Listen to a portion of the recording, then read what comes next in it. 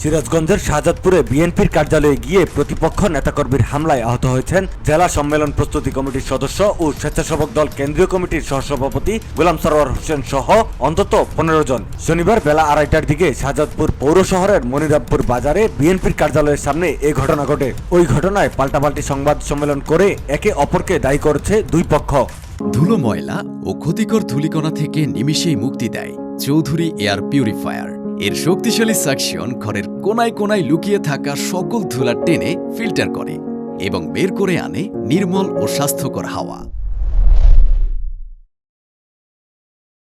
প্রত্যক্ষদর্শীরা জানান, দুপুরের দিকে জেলা বিএনপির সম্মেলন প্রস্তুতি কমিটির সদস্য গোলাম সরওয়ার 20-30 জন নেতাকর্মী নিয়ে দলীয় কার্যালয়ের সামনে যান। এই সময় বিএনপির কার্যালয়ে আগে থেকে অবস্থান নেওয়া জেলা বিএনপির উপদেষ্টা এম এ মোহিতের সমর্থকদের সঙ্গে দলীয় কার্যালয়ে প্রবেশ নিয়ে বাকবিতণ্ডা ও হাতাহাতি শুরু হয়। এক পর্যায়ে গোলাম সরওয়ার সহ তার কর্মী সমর্থকদের ধাওয়া এবং লাঠিপেটা করা হয়। এতে অন্তত 15 জন আহত হয়েছেন।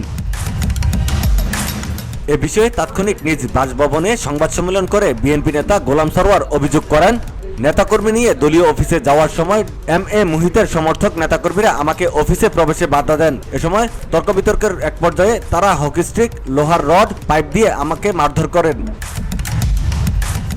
অপরদিকে দলীয় কার্যালয়ে পাল্টা সংবাদ সম্মেলন করেন মোহিতের সমর্থক উপজেলা বিএনপির সদস্য সচিব আরিফুজ্জামান আরিফ। তিনি বলেন, শাহজাদপুরের রাজনীতির সঙ্গে গোলাম সরওয়ারের কোনো সম্পর্কতা নেই। তিনি মূলত কেন্দ্রে রাজনীতি করেন। দীর্ঘদিন যাবৎ তিনি শাহজাদপুরে অনুপস্থিত।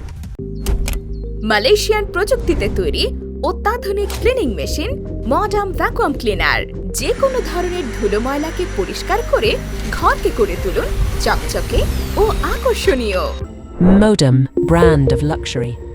এ বিষয়ে সিরাজগঞ্জ জেলা বিএনপির সাধারণ সম্পাদক সাইদুর রহমান বাচ্চু বলেন, এমন পরিস্থিতিতে উভয় পক্ষকে শান্ত থাকার জন্য পরামর্শ দিয়েছি। এ বিষয়ে তদন্ত করে পরবর্তীতে দলীয় সিদ্ধান্ত নেওয়া হবে। Mehedi Hasan Riyad, desk report, VOD Bangla.